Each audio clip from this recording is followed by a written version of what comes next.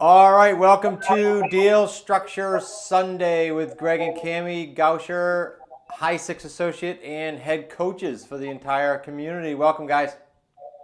Thanks, Chris. Glad to be here. All right, so let's dive into this deal, guys. First of all, what number deal is this? Because I lost track, which is a good thing for you guys.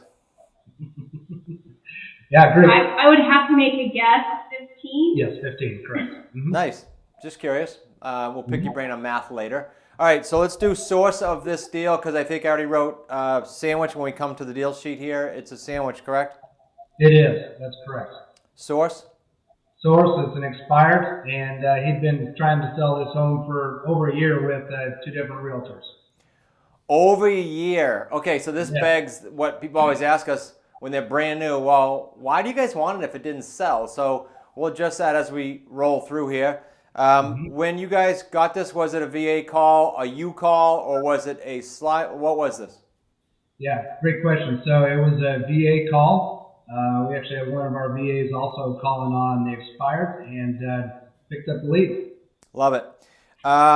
You structured what kind of a term? Yeah, we structured a 48-month term on this. 48 months, sweet. It's sort of becoming the norm in the community, right? Like there's no more short terms. That's an anomaly now. It is. Yeah. Yes, sir. Nice. Okay, we'll talk about the seller's nuances in the overtime briefly. So for those of you watching, if you're new, you want to fire up the deal structure overtime here at the end and dive into a little bit more of the nuances. Okay, let's talk about on a sandwich. We always talk about how much debt is there and if we're promising any equity on top of it.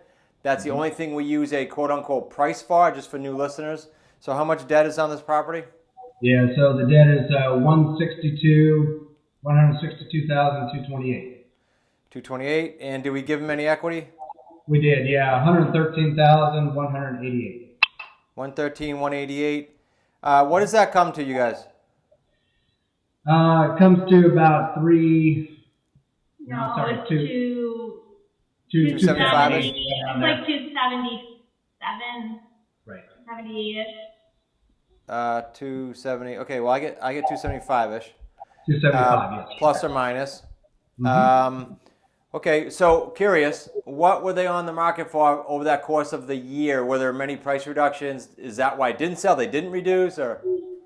Yeah, they did. They actually had it started out actually at 325, and so they had reduced it over the term and over the year. And when I got to him, he was actually asking 290, and of course we agreed on 275. Okay, that's awesome. So I'm assuming, and we'll talk about it in the nuances, that you asked them the magic question. Well, you know, if he was at 299, he wasn't going to net that. So there we are, 275. I love it. Okay. Exactly. How long from when you got the lead from your VA to when you put this under contract? 30 days. Very, very quick. Very quick. Sweet. Okay, now how long from that point till you found a tenant buyer, and then we'll jump into payday one deposit? I was going to say about 6 weeks. Yeah, 6 weeks. Okay, so pretty average on both of those. Maybe a smidge on the quick side, maybe, but that's good. Deposit from buyer. The deposit from the buyer is $30,900. 30,900. How does that compare if you guys have it handy? I'm not remembering your numbers exactly. Isn't that right in line with your normal payday ones, if I'm not mistaken? It is. Yeah, it is. It sure is. Okay. Yeah. Is that overtime or all up front? It's overtime. Do you remember how you structure it? And then I'll make a comment for any new listeners or viewers. Yes, she's doing 3% now when she signs, and then she's doing an additional, it's like $2,700 every 3 months. Okay, plus quarterly. Cool. Yep. What'd you sell it for? 3099. 3099. Nice. All right, so you actually didn't, you could have technically gone higher. You stayed below what that gentleman was on for before and expired and kept going. Yeah. Okay. On the underlying debt of 162, what is the payment? Yeah, the payment is $1,200 a month. PITI, insurance and taxes. Nice. And what's the payment from the buyer? 1730. Nice spread. Okay, so the cash flow there, I could even figure this one out. 530 times. Yes, exactly. What? Now we should probably, yeah. How many months did you figure? How many months did you give them, even though you had 48 with the seller? 24. 24. Yep. Okay, I'll ask you guys why you did that, just so the viewers understand the logic. Well, we want to make sure that we get the buyer to the finish line before our contract with the seller gets too close. And if something were to happen with this buyer, that gives us plenty of time to pivot to either find another buyer or to, sell the house traditionally and still meet our commitment to the seller. Yeah, and just for the viewers to know, like we just sold the house with one of our high six associates, Payday 3, because during COVID they got literally pushed out of the home. They couldn't afford it. They left. The high six associate and us put it on the market. His Payday 3 was like 63 grand. So it's never a bad thing because Cami and Greg left a buffer. If they didn't leave a buffer and they let this thing go all the way out to 4 years, okay, now you got a headache. Now you got to go back to the seller and try to negotiate. And this is great. What's the monthly cash flow total of 24 months? Yeah, it's 12,720.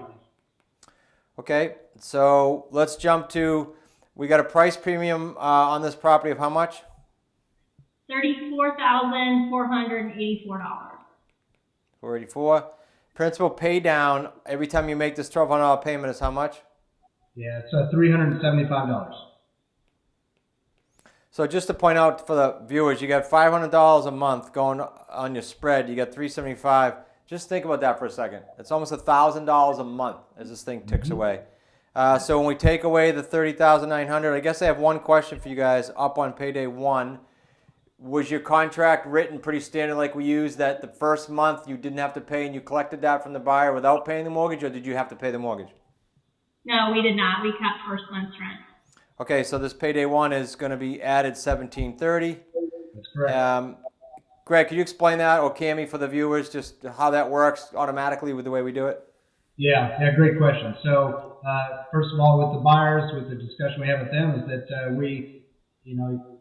you're a renter, so we're collecting first month's rent, which is pretty standard discussion with them. On the seller side, though, it's just like we are purchasing the home, and it's very similar when you get a mortgage and you put you have a down payment and you close on the home. You don't make your first mortgage payment until 30 days later.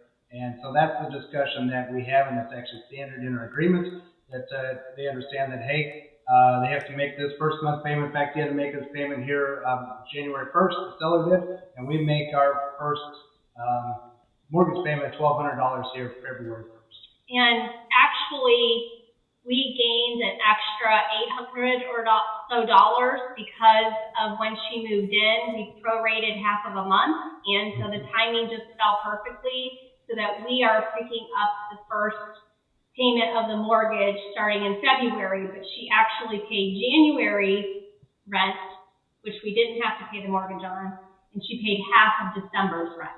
Which Oh, so you got another like $800 in there. Yeah.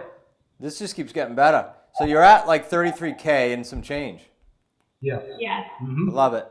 All right, there's some good tactics there for everybody to pick up on. There's some serious nuggets. So the cash out payment on Payday 3 is how much? Yeah, $12,584.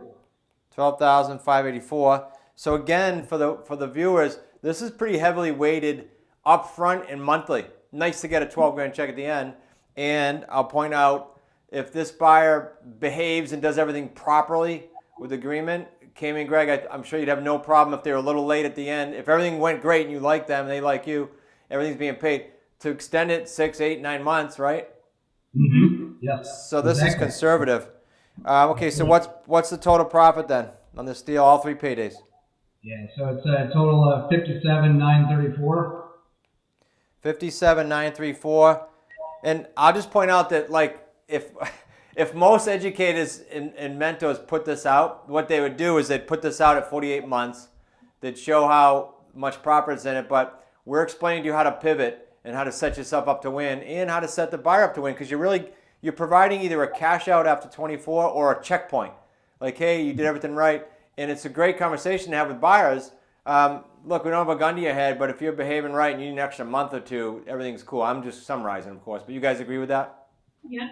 No doubt. All right. 3 paydays I keep saying, and because we've said it so many times, I don't say it enough, that we have trademarked the 3 payday system after 30 years in real estate, to be exact, 30 years and 4 months. I don't mind the 1 paydays. There's some great deals that have been had over 30 years, but 3 paydays are better. So if you're in the real estate world now and you're used to getting paid 1, congrats. I hope you did very well. 3's better. And we'll help to show you that and get you going on that in our Wicked Smart community.